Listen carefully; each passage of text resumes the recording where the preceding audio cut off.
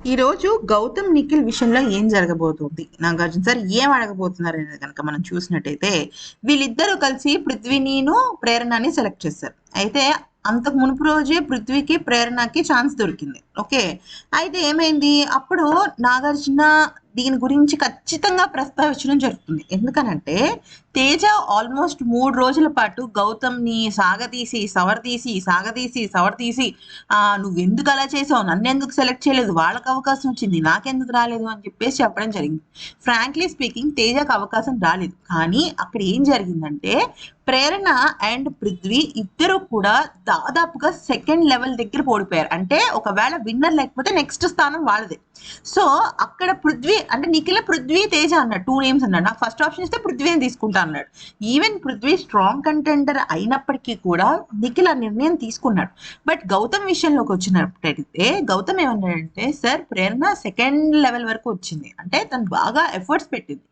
ఈ ticket finale task లో efforts పెట్టి కూడా ఓడిపోతే బాధగా అనిపిస్తుంది కాబట్టి నేను తన పేరు తీసుకున్నాను అని చెప్తాడనమాట Gautam. So Gautam decision is very clear. At the same time Nikhil decision కూడా చాలా క్లియర్ గా ఉంది. అయితే తేజ ఏమంటాడంటే, గౌతమ్ ఏమంటాడంటే, సార్ తేజ అంతకు మునుపు టాస్క్ తను ఓడిపోయాడు, మేబీ ఇంకొక అవకాశం వస్తుందేమో. నేనైతే ప్రేరణ, నా మైండ్లో ప్రేరణ ఉంది కానీ తేజ ఉన్నాడని లేదంటే, మరి నువ్వు తేజ లెటర్స్ తీసుకుని వెళ్ళిపోయావు కదా అని అంటాడు. తేజ లెటర్స్ తీసుకుని వెళ్ళిపోయింది ఫస్ట్ టాస్క్లో. సెకండ్ టాస్క్లో కూడా మన తేజ లాస్ట్ దానిలోకి వచ్చాడు కదా, 4th పొజిషన్ వచ్చాడు. కానీ పాపం అన్యాయంగా విష్ణుకి వచ్చింది.